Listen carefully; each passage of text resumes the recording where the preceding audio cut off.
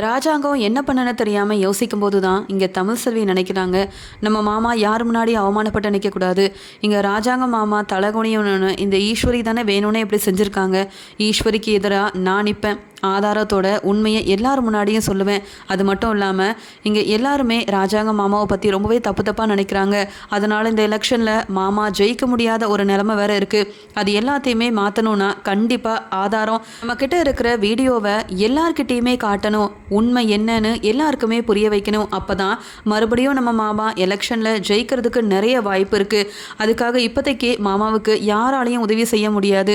நானே போய் பேசினா மட்டும்தான் ஊரில் இருக்க எல்லாருக்கும் உண்மை என்னன்னு தெரிய வரும். நான் பேச கண்டிப்பாக அவங்க நம்புவாங்க அப்படின்னு சொல்லிட்டு இங்கே தமிழ் செல்வியும் நடந்த எல்லா விஷயத்தையுமே சொல்கிறதுக்காக மைக்கை பிடிச்சி எல்லாரையுமே கூப்பிடுறாங்க. அது மட்டும் இல்லாமல் ஆதாரம் என்னன்னு நான் சொல்கிறேன் வாங்க அப்படின்னு சொல்ல, இந்த ராஜாங்கத்தோட மருமக ஏதோ சொல்கிறதுக்காக இங்கே அவளே பாட்டு பாடி கூப்பிட்றாப்பா அப்படின்னு சொல்லி அங்கே வரமாட்டோன்னு சொன்ன எல்லாருமே வர ஆரம்பிக்கிறாங்க. இதை பார்க்கும்போது ராஜாங்கம் சந்தோஷப்படுறாரு. என்னது இது, இவ்வளோ நேரமாக நம்ம போய் அங்கே வீடு வீடாக கூப்பிட்டு கூட யாரும் வரமாட்டேன்னு சொல்லிட்டாங்க. இங்கே என் மேலே அம்புட்டு கோவத்தில் இருந்தாங்க. செஞ்சது எல்லாமே நான் தான் பெரிய தப்பெல்லாம் செஞ்சுருக்கேன்னு நினச்சிக்கிட்டு ஓட்டு கூட போட மாட்டேன்னு சொன்னாங்க.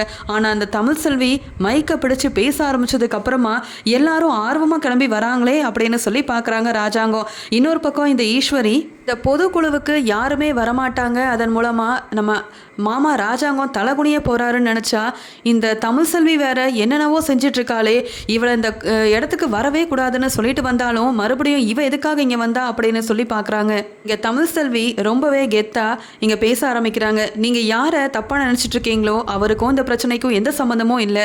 அந்த உண்மை உங்களுக்கு தெரிஞ்சாதானே என் மாமாவோட அருமை பெருமை என்னன்னு உங்களுக்கு தெரிய வரும் அப்படின்னு சொல்லி ராஜாங்கத்தை எல்லார் முன்னாடியும் ரொம்பவே உரிமையாக மாமான்னு சொல்லி இங்கே அவரை பற்றின எல்லா உண்மையவும் சொல்கிறாரு. இத்தனை வருஷமாக என் ராஜாங்க மாமாவை நீங்கள் பார்த்துட்ருக்கீங்க. அப்படி இருக்கும்போது அவர் இப்படி செய்வாரா செய்ய மாட்டாரான்னு நீங்கள் கொஞ்சம் கூட யோசிக்காமல் ஓட்டு போட மாட்டோம், நீங்கள் வரவே கூடாது அப்படின்னு இப்படி ஒரு முடிவெடுக்கிறதுலாம் தப்புன்னு உங்களுக்கே புரியலையா அப்படின்னு ராஜாங்கத்தை புகழ்ந்து பேசி எல்லாருக்குமே கொஞ்சம் கொஞ்சமாக புரிய ஆரம்பிக்க, அங்கே வந்தவங்களும் என்னம்மா நீ உன் குடும்பத்துக்கும் சப்போர்ட் பண்ணி தான் இனி இந்த ராஜாங்கத்துக்கு நாங்கள் ஓட்டு போடக்கூடாதுன்னே முடிவெடுத்தோம்மா.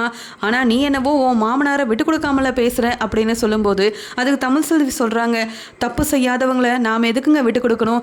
ஆமாம், எங்கள் ஹோட்டலில் ஒன்றும் இல்லாமல் செய்கிறதுக்கு ஆளெல்லாம் அனுப்பிவிட்டது ராஜாங்க மாமான்னு நீங்கள் எல்லாரும் நினைக்கிறீங்கல்ல. நீங்கள் நினைக்கிறது பெரிய தப்புங்க. அன்னைக்கு பெரிய பிரச்சனை வந்தப்போ என் தங்கச்சி குடும்பம்னு எல்லாரையுமே காப்பாற்றுனதே என் வீட்டுக்காரர் தான். அப்படி இருக்கும்போது என் மாமனாரே எப்படி வந்து ஆள் அனுப்பி வைக்க முடியும்? வேணா இந்த வீடியோவை பாருங்கள், என் வீட்டுக்காரர் எவ்வளோ நல்ல வேலை செஞ்சுருக்காருன்னுட்டு. என் வீட்டுக்காரர் சேது மட்டும் சரியான சமயத்தில் அங்கே போகலன்னு வைங்க, என் தங்கச்சியவோ என் குடும்பத்தையோ நல்லா காப்பாற்றிருக்கவே முடியாது. யாரோ அனுப்பிவிட்ட அந்த ஆளுங்களால் பெரிய பிரச்சனை வந்திருக்குன்னா நீங்கள் சரியாக புரிஞ்சிக்காம என் மாமனார் தப்பு பண்ணிட்டாருன்னு நினச்சி இந்த எலெக்ஷனில் அவருக்கு ஓட்டு போட மாட்டேன்னு சொல்கிறதுலாம் எந்த விதத்திலங்க ஏற்றுக்க முடியும் அப்படின்னு சொல்லி அந்த வீடியோவை எல்லார் முன்னாடியுமே போட்டு காமிக்க வந்த எல்லாருக்குமே தெள்ள தெளிவாக புரியுது. இதை பார்த்துட்டு இங்கே ஈஸ்வரி யோசிக்கிறாங்க, இந்த வீடியோ எப்படி இவளுக்கு கிடச்சிது? இங்கே தாமரை தான் ஆளை அனுப்பிவிட்டாங்கன்ற விஷயமும் அப்போ இந்த தமிழுக்கு தெரிஞ்சிருக்குமோ அப்படின்னு சொல்லி யோசிக்கிறாங்க. ஒரு பக்கம் தாமரை திருன்னு முழிச்சிட்டு நிற்கிறாங்க. மெதுவாக ஈஸ்வரி கிட்டே சொல்கிறாங்க, இங்கே என்ன நடக்குது? இந்த தமிழுக்கு எப்படி இந்த வீடியோ ஆதாரம் கிடச்சிது? இந்த ஒரு வீடியோவை வச்சே இங்கே ராஜாங்க மாமாவை எல்லாரையும் ஏற்றுக்க வச்சிருவா போலையே. இவ இவ்வளோ துணிச்சலாக தைரியமாக மைக்கை பிடிச்சி பேசுவான்னு இந்த ஆதாரத்தெல்லாம் காட்டி எல்லார் மனசையும் மாற்றுவான்னு இப்படி தெரியாமல் போச்சே அப்படின்னு நினைச்சிட்டு இருக்காங்க. வந்த அமைச்சரும் ராஜாங்கத்தை பார்த்து இது யாருன்னு கேட்க ராஜாங்கம் கொஞ்ச நேரம் யோசிக்கிறாரு. தமிழ் செல்வியால் வந்த எல்லாருமே ராஜாங்கத்தை புரிஞ்சுக்கிட்டு எங்கள் ஓட்டு ராஜாங்கத்துக்கு தான் அப்படின்னு சொல்ல ஆரம்பித்த உடனே இங்கே ராஜாங்கமும் தலை நிமிந்து இது வேற யாரும் இல்லை, சேதுவோட மனைவி என் மருமக தான் அப்படின்னு சொல்ல, இங்கே இதை கேட்டு தமிழ் செல்வி அப்படியே கண் கலங்கி போய் நிற்கிறாங்க.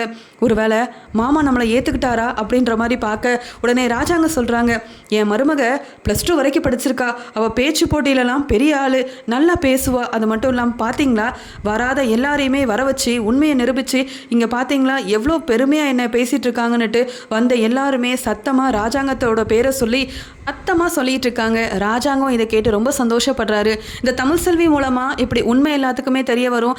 என்ன இந்த தமிழ் செல்வி இத்தனை பேர் முன்னாடி இவ்வளோ பெருமைப்படுத்துவான்னு நான் நினைக்கவே இல்லையே அப்படின்னு சொல்லி யோசிக்கிறாரு.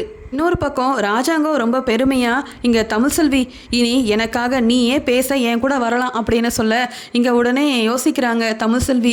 என்ன மாமா திடீர்னு என்ன வேற பேச கூப்பிடுறாரே, நான் அவர் கூட போகிறத விட சேது மாமாவுக்கு துணையாக இருந்தால் தான் நல்லா இருக்கும்.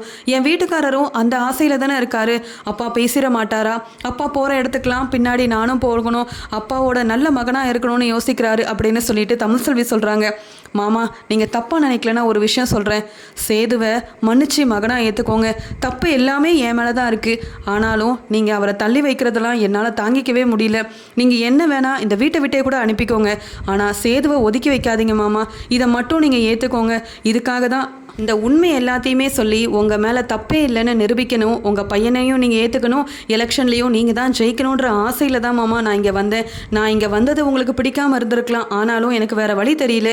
உங்கள் மேலே தப்பு இல்லைன்னு எனக்கு நிரூபிக்க வேறு எந்த ஆதாரமும் இல்லை இந்த வீடியோவை தவிர்த்து அப்படின்னு சொல்ல இங்கே கண்கலங்கி போய் நிற்கிறாரு ராஜாங்கம். யாராலையும் செய்ய முடியாத ஒரு வேலையை இந்த தமிழ் செல்வி எனக்காக செஞ்சுருக்கா. இம்புட்டு நேரம் யாருமே வரலை. இங்கே என்ன ஆகுமோ ஏதாகுமோ, இங்கே வந்தவங்களும் என்னை பற்றி என்ன நினைப்பாங்களோ அப்படின்ற மாதிரி யோசனை பண்ணும்போது தமிழ் செல்வி செஞ்ச இந்த செயலால் நான் இப்போ தலை நிமிர்ந்து நிற்கிறேன் அப்படின்னு நினைக்கிறாங்க. இங்கே சேதுவோட அம்மாவும் கண்கலங்கி போய் நிற்க, ஆனால் தாமரை ஈஸ்வரின் எல்லாருமே ரொம்ப கோபமாக இங்கே தமிழ் செல்வியை பார்க்குறாங்க. இங்கே அண்ணன் இந்த தமிழ் செல்வி முகத்திலேயே முழிக்கக்கூடாதுன்னு சொல்லி எம்பிட்டு கோபமாக பேசுவாங்க. ஆனால் இன்னைக்கு இவன் ஆதாரத்தோட பேசுனதுக்கு அப்புறமா மனசு மாறிட்டாங்க போலயே, அதனால தான் சந்தோஷமாக தமிழ் செல்வி கிட்ட பேசிகிட்டு இருக்காரு அப்படின்னு சொல்லி பார்த்துட்ருக்க. அங்கே தமிழ் செல்வி மூலமாக வந்த எல்லாருமே ராஜாங்கத்து மேலே எந்த தப்புமே இல்லைன்னு புரிஞ்சுக்கிட்டு இங்கே ராஜாங்கம் தான் எங்களுடைய தலைவர், அவருக்கு தான் எங்களுடைய ஓட்டு அப்படின்னு சொல்லிடுறாங்க. இதெல்லாம் கேட்டுட்டு இங்கே மறுபடியும் தமிழ் செல்வி வீட்டுக்கு வந்துடுறாங்க. உடனே இங்கே கருப்பு சேதுக்கிட்ட சொல்கிறாரு, ஏப்பா நீ செய்ய வேண்டிய வேலை எல்லாத்தையுமே அந்த தமிழ் செல்வி செஞ்சிட்ருக்காப்பா. உன் அப்பா மேலே தப்பு இல்லைன்னு நிரூபிக்கணும்னு நீ ஆசைப்பட்ட, ஆனால் தமிழ் செல்வி அதை நிரூபிச்சிட்டா. இப்போயாவது புரிஞ்சுக்கோப்பா, தமிழ் செல்வி இந்த வீட்டோட நல்ல மருமகளாக இருக்கா. உங்கள் அப்பா ஏற்றுக்காமல் அவளை ஒதுக்கி வச்சாலும் மனசார நேசிச்ச நீயும் ஒதுக்கி வச்சா எப்படி? உன் மேலே உள்ள பாசத்தினால தான் இந்த குடும்பத்துக்கு ஒரு அவமானம் வரக்கூடாதுன்னு தமிழ் செல்வி இப்படியெல்லாம் செஞ்சுருக்கா. இன்னும் நீ இப்படியே இருந்தால் எப்படி சேது அப்படின்னு கேட்க சேதுவுக்கு ஒன்றுமே பேச முடியல. என்னைக்கு என் அப்பா தமிழ் செல்வியை ஏற்றுக்கிறாரோ அன்னைக்கு தான் அவளை நானும் ஏற்றுக்க முடியும், வேறு என்ன செய்கிறது அப்படின்னு யோசிக்கும் போது இங்கே சேது நினைக்கிறாரு, இதெல்லாம் சரிதான், ஆனாலும் அந்த ஆளுங்களை அனுப்பிவிட்டது யாருன்னு தெரியணும். ஒரு வேளை என் வீட்டில் உள்ளவங்களே ஏதாவது எங்கள் அப்பாவுக்கு எதிராக இப்படி செஞ்சுருந்தா நான்லாம் சும்மா விடவே மாட்டேன் அப்படின்னு சொல்லி சேது ஒரு முடிவெடுக்கிறாரு. ஒரு பக்கம் வீட்டுக்கு வந்த சேதுவோட அம்மா அப்பத்தானு எல்லாரும் சந்தோஷமாக இருக்காங்க. ஈஸ்வரி தாமரையோட அம்மானு எல்லாருமே ரொம்ப கோவமாக அங்கே ஓரமாக நிற்க வந்த ராஜாங்கம் முதல்ல தமிழ் செல்வியை வீட்டுக்குள்ளே கூப்பிடுங்க அப்படின்னு சொல்ல இதை எதிர்பார்க்காத சேதுவும் அங்கே ஓரமாக நின்று பார்த்துட்டு இருக்காரு. உடனே இங்கே சேதுவோட அம்மா கிட்ட சொல்கிறாரு ராஜாங்கம், போய் உன் மருமகளை முதல்ல கூட்டிகிட்டு வா அப்படின்னு சொல்ல, என்னங்க சொல்கிறீங்க, நம்ம மருமக தமிழ் செல்வியவா அப்படின்னு சொல்லும்போது ராஜாங்கம் சிரிச்சுக்கிட்டே, இதில் என்ன சந்தேகம், ஆமாம் நீ போய் கூட்டிகிட்டு வா அப்படின்னு சொல்கிறாங்க. உடனே ஈஸ்வரி ஆரம்பிக்கிறாங்க, என்ன மாமா நீங்கள் அந்த தமிழ் செல்வி வீட்டுக்குள்ளேயே வரக்கூடாது, நீங்கள் எங்கே போனாலும் உங்கள் முன்னாடி வந்து நிற்கக்கூடாதுன்னுட்டு தமிழ் செல்வியை பார்த்து திட்டிகிட்டு இருந்த நீங்கள் என்னடானா இப்போ அவளை வீட்டுக்குள்ளே கூட்டிகிட்டு வர சொல்கிறீங்க. ஆமாம், அந்த தமிழ் செல்வியாலையும் அவள் அப்பா செல்லப்பாண்டியாலையும் நீங்கள் பட்ட அவமானம், நம்ம குடும்பமே தலை குனிஞ்சு நின்னோமே, அந்த விஷயத்தெல்லாம் மறந்துட்டிங்களா? நாம் எவ்வளோ அவமானப்பட்டு நின்னோம். இங்கே சேதுவை ஏமாற்றி இந்த தமிழ் செல்வி கல்யாணம் பண்ணிக்கிட்டு உங்களையே செயலுக்கு அனுப்புனதே இந்த தமிழ் செல்வி தான். அப்படி இருக்கும்போது இவளையா நீங்கள் மருமகளாக ஏற்றுக்க போகிறீங்க? வேண்டாமாம்மா, பின்னாடி இவன் மூலமாக பெரிய பெரிய பிரச்சனை வரும். அப்புறம் நீங்கள் அதெல்லாம் தாங்கவே முடியாது, பார்த்துக்கோங்க. ஏதோ உங்களுக்கு உதவி செஞ்சு இந்த வீட்டுக்கு மருமகளாக வரணுன்ற ஆசையில் தான் அந்த வீடியோ ஆதாரத்தை எல்லார் முன்னாடியும் காட்டி நீங்கள் ஒரு நல்ல தலைவர் அப்படின்னு உங்களை எல்லார் முன்னாடி புகழ்ந்து பேசி அவள் இப்படி ஒரு பெரிய ஒரு நடிப்பெல்லாம் நடிச்சிருக்கா. அதனால மறுபடியும் இந்த தமிழ் செல்வியை நம்பி மருமகளாக ஏற்றுக்கிட்டு நீங்கள் ஏமாந்து போய் நிற்காதீங்க. அப்புறம் நம்ம மறுபடியும் குடும்பமாகவே அவமானப்பட்டு நிற்க வேண்டியதாக போயிருக்கோம் அப்படின்னு ஈஸ்வரி இங்கே ராஜாங்கத்துக்கிட்ட சொல்லி எப்படியும் தமிழ் செல்வியை இவர் ஏற்றுக்கவே கூடாது, மருமகளாக தமிழ் செல்வி மறுபடியும் இந்த வீட்டுக்கு வரவே கூடாது அப்படின்னு நினச்சி பேசிகிட்டு இருக்காங்க. அதுக்கு உடனே தாமரையும் ஆமாம் மாமா, எனக்கு என்னவோ அந்த தமிழ்செல்வி மேலே தான் சந்தேகமாக இருக்குது. அது மட்டும் இல்லாமல் தமிழ்செல்வியோட அப்பா இங்கே தேவையில்லாமல் யார்கிட்டயாவது பிரச்சனை பண்ண போய் தான் அங்கே வந்து ஆளுங்க அந்த தமிழ்செல்வியோட ஹோட்டலை ஒன்றும் இல்லாமல் செஞ்சுட்டு போயிட்டாங்க போல். ஆனால் அதுக்கு நீங்கள் என்ன செய்ய முடியும்? உங்கள் மேலே தப்பு இல்லைன்னு அவள் நிரூபிச்சிட்டா. அதுக்காக அவளை போய் மருமகளாக ஏற்றுக்கிறது நீங்கள்? அவள் என்னெல்லாம் செஞ்சுருக்கா? அந்த தமிழ்செல்விக்காக சேது எவ்வளோ பொய் சொல்லி தமிழ்செல்வியை இந்த டாக்டருக்கு படிக்க வைக்கிறதுக்கு கோச்சிங் கிளாஸ் அனுப்புனது என்ன? அது மட்டும் இல்லாமல் யாருக்குமே தெரியாமல் நம்ம வீட்டு பணத்தை எடுத்து தமிழ்செல்விக்கு புதுசாக ஹோட்டல் வச்சு கொடுத்தது என்ன? இப்படி சேது உங்கள் பேச்சை மீறி ஒவ்வொரு விஷயத்தையும் செஞ்சுருக்கான். இது எல்லாத்துக்குமே காரணம் இந்த தமிழ்செல்வி தான். கல்யாணத்துக்கு முன்னாடி சேது உங்கள் பேச்சை மீறினதே கிடையாது. இப்படி சேதுவை மனசு மாற்றி சேது உங்கள் பேச்சை மீறி இப்படியெல்லாம் செஞ்சுருக்கானா அதுக்கு காரணம் யார்? தமிழ்செல்வியும் தமிழ்செல்வி குடும்பத்தில் உள்ளவங்க தான். இப்போ 10 லட்சம் ரூபாய்க்கு ஹோட்டலை வச்சவங்க இன்னும் கொஞ்ச நாள் இவங்க ஒன்று சேர்ந்து வாழ்ந்துருந்தாங்கன்னு வைங்க, நம்ம சொத்தையே எழுதி வாங்கியிருப்பாங்க. அப்படிப்பட்ட தமிழ்செல்வியும் தமிழ்செல்வி குடும்பத்தையுமா நீங்கள் நம்ப போகிறீங்க? வேண்டாம் மாமா, வேண்டவே வேண்டாம் அப்படின்னு தாமரையும் ஈஸ்வரியும் இந்த வீட்டுக்குள்ளே தமிழ்செல்வி வந்துடக்கூடாதுன்றதுக்காக நடந்த ஒவ்வொரு விஷயத்தையும் இங்கே ராஜாங்கம் முன்னாடி சொல்லி ராஜாங்கம் ஏற்றுக்கவே கூடாது தமிழ்செல்வியை.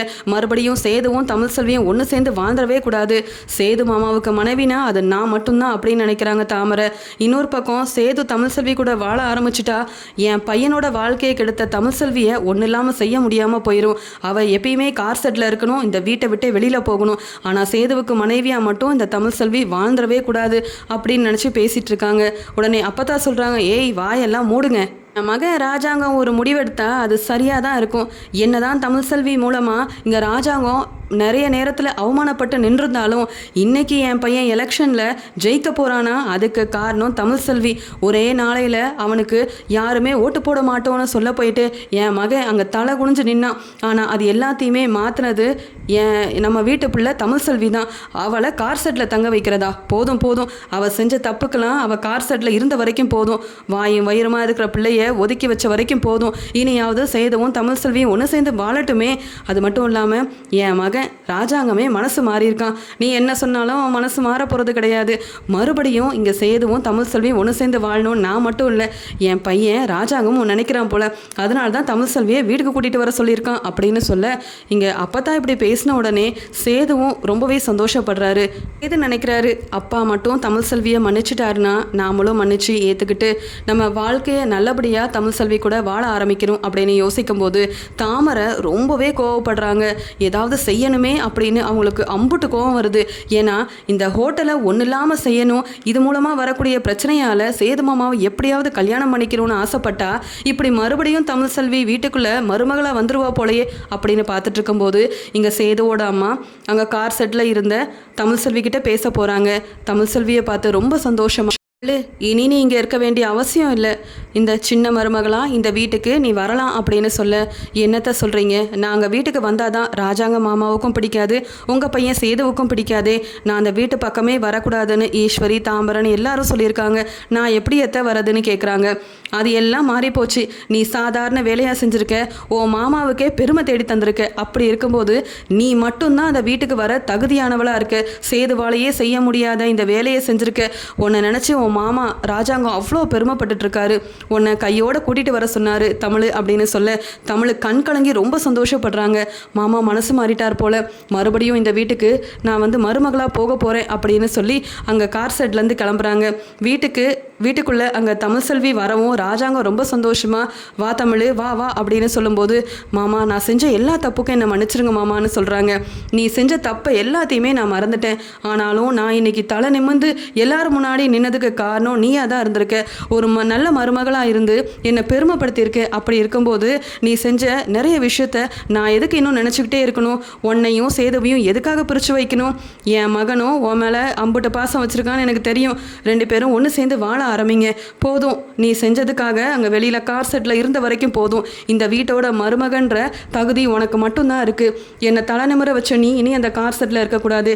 என் பையன் கூட ஒன்று சேர்ந்து இந்த வீட்டில் தான் இருக்கணும்னு சொல்கிறாரு. நான் செஞ்ச இந்த சின்ன ஒரு உதவியால் ராஜாங்க மாமா எப்படி மனசு மாறுவாங்கன்னு எனக்கு தெரியாமல் போச்சேன்னுட்டு இங்கே நம்பவும் முடியாமல், இங்கே ரொம்ப சந்தோஷம் தாங்கவும் முடியாமல் தமிழ்செல்வி கண் கலங்கி போய் நிற்க உடனே சொல்கிறாங்க, டே சேது என்ன பார்த்துக்கிட்டே இருக்க? நீ கூட எனக்கு எந்த ஒரு உதவியும் செய்யலடா. ஆனால் படித்த என் மருமக இந்த விஷயத்தை எவ்வளோ அழகாக சமாளித்து என்னை சந்தோஷப்படுத்தியிருக்கான்னு தெரியுமா? நீ முதல்ல இவளை மேற்கொண்டு படிக்க வைக்கலாம். அது மட்டும் இல்லாமல் படித்த பிள்ளை கண்டிப்பாக படித்த பிள்ளை தான். அதனால் மேற்கொண்டு இங்கே தமிழ்செல்வி இனிமேல் அவள் ஆசைப்பட்டபடி டாக்டருக்கு படிக்கட்டும். அதுக்கு மேலே படித்தாலும் நான் செலவு செய்கிறேன். என் மருமகளை உன்னுடைய ரூமுக்கே கூட்டிகிட்டு போடா, அவளை தனியாக அங்கே ஒதுக்கி வச்ச வரைக்கும் போதும் அப்படின்னு சொல்லிட்டு இங்கே இனிமேல் தமிழ்செல்வி படிக்கவும் போகலாம், இங்கே சேதுவுக்கு மனைவியாக இந்த வீட்லேயே நல்ல மருமகளாகவும் இருக்கலாம் அப்படின்னு சொல்லி மனம் மாறின ராஜாங்கம் முடிவெடுக்கிறாரு. இதனால் அப்பத்தாவாக இருக்கட்டும், சேதுவோட அம்மா, ராஜாங்கம்னு எல்லாருமே ரொம்ப சந்தோஷத்தில் இருக்காங்க. இங்கே ஈஸ்வரி யோசிக்கிறாங்க, நிறைய திட்டத்தெல்லாம் போட்டு இந்த செல்லப்பாண்டியை அவமானப்படுத்தணும், மறுபடியும் தமிழ்செல்வியை வீட்டை விட்டே வெளியில் அனுப்பணும்னு நினச்சா சேதுவும் தமிழ்செல்வியும் ஒன்று சேர்றதுக்கு இந்த ராஜாங்கமே காரணமாக இருந்துட்டாரே அப்படின்னு சொல்லி யோசிக்கிறாங்க.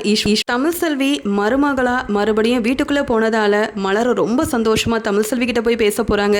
தமிழ்செல்வி, நான் தான் சொன்னேனே உன் நல்ல மனசுக்கு இனி எல்லாமே நல்லதாகவே நடக்கணும்ட்டு, அப்படியே ஆயிடுச்சு பார்த்தியா? நீ சேது கூட ஒன்று சேர்ந்து நீ சந்தோஷமாக வாழ போகிறத யாராலையும் தடுக்கவே முடியாது. அது என் அத்தையாக இருந்தாலும் சரி, அந்த தாமரையாக இருந்தாலும் சரி, இங்கே ராஜாங்க மாமாவே உனக்கு சப்போர்ட்டாக இருக்காங்க. நீ இந்த வீட்டில் சந்தோஷமாக சின்ன மருமகளாக வாழ போகிற. இதை பார்க்க தான் நான் இத்தனை நாள் ஆசைப்பட்டுட்டு இருந்தேன். உன்னால தான் எனக்கு ஒரு நல்ல வாழ்க்கை கிடச்சிது. இன்றைக்கி நீ நல்லா வாழ்கிறத பார்த்து நானும் சந்தோஷப்படுறேன் அப்படின்னு மலர் இங்கே மறுபடியும் தமிழ்செல்வி சேதுவோட மனைவியாக இங்கே வீட்டோட நல்ல மருமகளாக அங்கே வீட்டுக்குள்ளே போனதெல்லாம் நினச்சி சந்தோஷப்பட்டு தமிழ்செல்வி கிட்ட பேசிகிட்டு இருக்காங்க.